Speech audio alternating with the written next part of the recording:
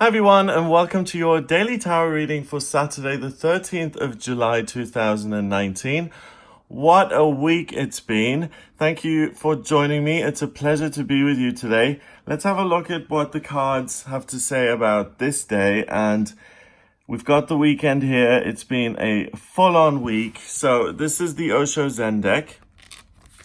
The cards always have their own unique, particular take on things. So as I shuffle the cards, I just intend and ask in my mind's eye to find out and to discover what the energy of Saturday the 13th is about. If you're using the tarot for yourself, you can do the same thing. Just intend and imagine the question you've got. So when will I move? When will the house sell? When will love come into my life? When is my health going to improve? All you need to do is set the intention and the cards do the rest. So what is Saturday, the 13th of July, going to be like? Sharing. That's a good start. Sharing is caring. Experiencing and consciousness. Wow. Seems like when I was at school, I worked with kids with special needs, especially children who had emotional problems. And we had posters up of, this is what it looks like when you're sad. And this is what angry looks like. And this is what happy looks like. And we'd have a smiley face. And we'd try and get the kids to understand that this is a feeling. And it's not permanent. And it doesn't mean more than it is. It's just something that you're experiencing at that moment. And this reading is kind of talking to me like that in a very simple way. You're conscious, okay? So on Saturday you wake up, you experience things, and you share them with other people. And if you share them, you're going to have a much better time of it than if you do things by yourself, and you're going to have positive, fiery, exciting, wonderful experiences. So please do be conscious, do show up, and you will experience positive things in your life. So that's the gist. Let's have a look at what the cards mean in more detail. The Osho Zen deck is a unique one. It's very different to any other deck that's out there. This card, you see, has we know it's fire, but it has no number. It's not a chord card. We don't know what it is. We've got numbers here, but we've got nothing there. So is it a major arcana? Who knows? And that's what makes these cards so special, because they have a completely different take on things. So first of all, we see a woman who's covered in red, orange, yellow, tiny bit of blue. She's got grapes and pomegranates. They're always symbols of abundance and prosperity. A candle of light, so enlightenment, really understanding things for what they are. And it's as a result of her understanding, putting the spiritual laws of the universe into practice. I think I'm joyous and abundant and prosperous. Therefore, the world manifests that for me and creates that wealth and abundance for me. And manifestation and really thinking about the way you see the world has been a big theme this week, because there's been a lot going on with Mercury retrograde, things going awry, and we've really had the opportunity to become very conscious of our own thoughts and manifest the world as we want it to be in future. So she's someone who's tapped into that. We've got sunflowers behind her, again, joy, but also the sun represents your identity and who you are and strength. It represents your solar plexus, the center of your body, the thing that energizes you and drives you forward. We've got little blue lines in here. So her passions are cooled. They are sustainable. They are really emotions that are controllable. There's sustained passion, desire, commitment, enjoyment, laughter, happiness, joy, bliss, ecstasy that is sustainable. And not only does she experience that for herself, she shares it with other people. She's got these grapes on a tray to present to her friends, because everyone's going to share in the goodness that she's created. And she's got this red halo around her. So she's almost like Aphrodite. She's like a representative of the root chakra. And the root chakra is the red chakra at the very base of our spine. And it rules everything that we need as a human being to survive. It's like Maslow's hierarchy of needs. It rules the very basics. So food and shelter and clothing, that we have that. Then the next step up is sex and connection with other human beings and human touch and feeling connected and feeling like you have friends. And then it goes up and up and up. And by the time you're at the top of the pyramid, it's about spirituality and connecting with the higher realms. So she embodies the root chakra, also the sacral chakra, the orange one that's next, and the solar plexus. It's all about your torso down. So energy, excitement, fun, physical enjoyment, sexual enjoyment, a feeling of ecstasy and bliss, like I said, really just enjoying the pleasures of life. So find pleasure in your life. Have a lie-in with your partner and, enjoy each other. Go on a day trip. Enjoy the things that are in your life. Enjoy the riches that you've got. A lot of us work very hard, but a lot of people don't ever give themselves the time off or the time to actually enjoy the fruits of their labor, because they're on to the next thing, or they're thinking about the next problem that has to be solved. Really enjoy the things that you've worked so hard for and that you've got. And a lot of us in the Western Hemisphere, yes, we do have problems. Yes, we have first world luxury problems, but you can find joy within those problems. And that's what I've been saying a lot of as well this week. It's about manifesting joy in between those little annoyances and inconveniences of life. Experiencing, we've got this nun-like figure, but she's dressed in orange and red and the rainbow. So all the emotions of the world, she's hugging this autumnal tree, which is on fire, which is the passion for nature and a sense of connection to the earth and a real sense of beauty and feeling like you're absolutely in the right place at the right time, communicating with nature, communicating with your own body, feeling completely at one with yourself and being so comfortable in your skin so that you can share the love and you can share that on a physical level and you can experience the most wonderful, positive things in your body that you can experience.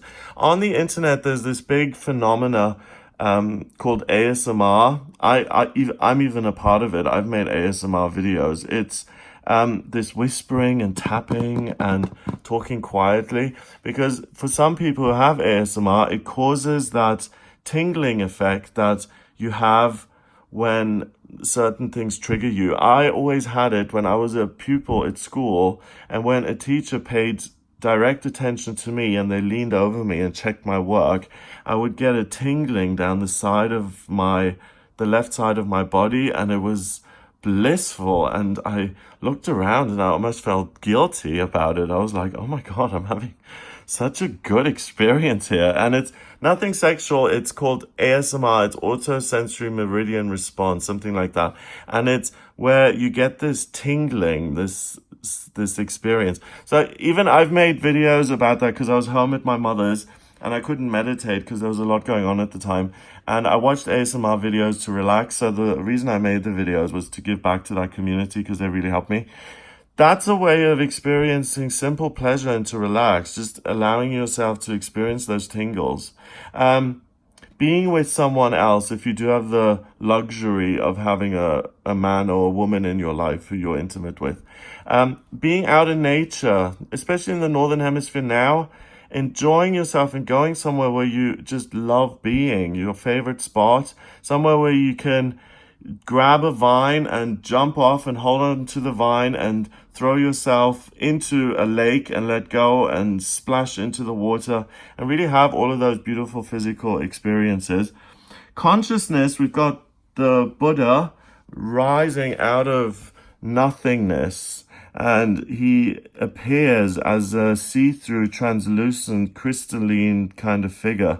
His third eye chakra is like a moon. We have that partial lunar eclipse happening on the 16th, in 3 days from now. So have a look at that video. The effects of it last 6 months. So it's really, really important. And it's about letting go of the way you work. And in the video, I give you extra information on it. And if you watch the monthly horoscopes for each sign of the zodiac, I tell you what area of your life that eclipse happens in.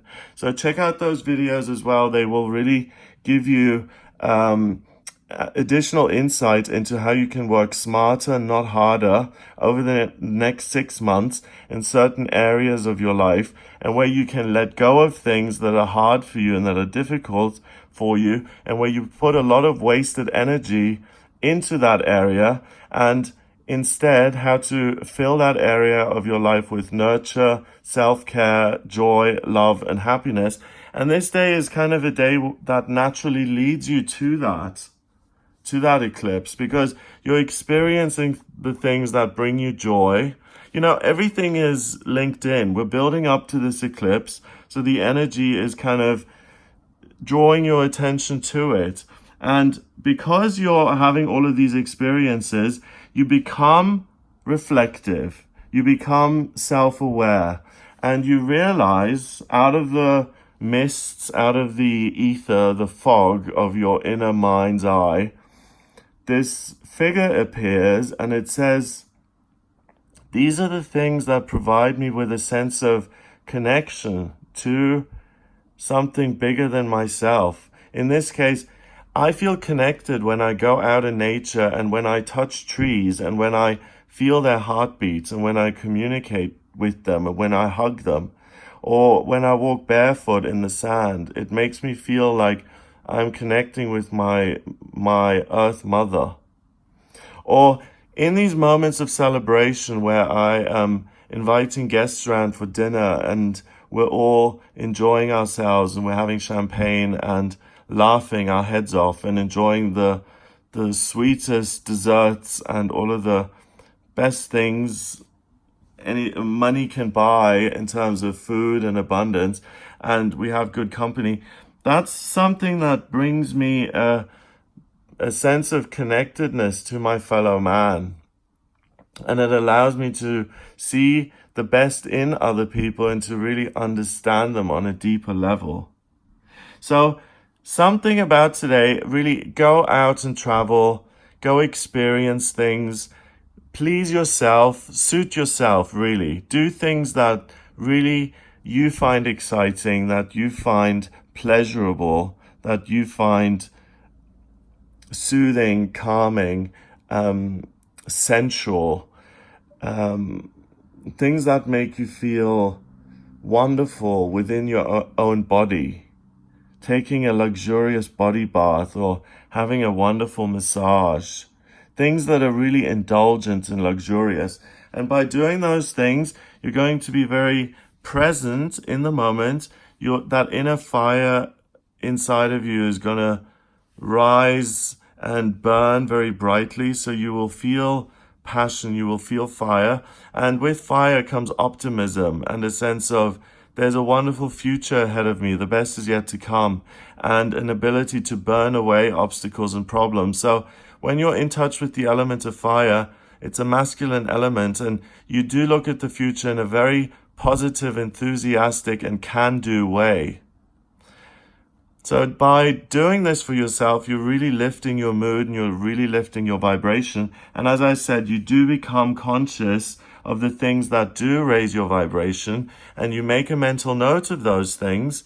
And when the eclipse comes on the 16th, you notice what doesn't work for you and you let that go. And because you've had these kind of experiences leading up to the eclipse, you'll understand what you can immediately implement in your life to create more self-care, to consciously nurture yourself, your body, your emotional state of mind, your mental health. If you have problems getting out of bed sometimes, and you realize during this time that if you set a goal for the day, or if you reward yourself at the end of the day with something healthy or positive, if you find that that makes it easier for you to get out of bed in the morning and to somehow give you a way through the fog of depression that sometimes descends on you, then make a note of that and embrace it. And when depression does hit, you realize that there are certain strategies which you can implement. Okay, I'm going to set a goal for the end of the day. I'm going to reward myself in some way that's going to make me feel wonderful on a physical, passionate, emotional, spiritual level. And I'm going to make time for that in the evening. So I am going to get out of bed now. I'm going to face the things that need to be done, but with that reward in mind. And maybe that's something that works for you. Maybe it's different. Maybe it's just allowing yourself the time to have an extra hour and to give yourself that extra rest. It really doesn't matter. It's simply becoming conscious and aware of what fires you up, with what fills you with pleasure, making a mental note of that, using those things as actual practical tools that you can implement when the chips are down so that you can make yourself feel better. And today you are naturally in a fabulous place and things feel awesome and wonderful, and make use of this. If you don't work on a Saturday, really there's no excuse to go out and to experience something delightful in the area you live, or with the people who surround you, or, playing with your own body, making yourself feel good, getting a new haircut that makes you feel beautiful, changing your appearance in some way that makes you feel rejuvenated and new and full of life. Anything like that. 1 and 1 is 2, and 3 is 5, and 5 is about freedom. So you have the freedom today to really find out what it is that pleases you, and you have experiences today that bring you joy. So share that with yourself and with other people, communicate it, and make a note of it so that you remember it moving forward. Have a wonderful day. If you'd like a personal reading with me, please get in touch via the website gregoryscott.com. Have a great day, and I'll speak to you tomorrow.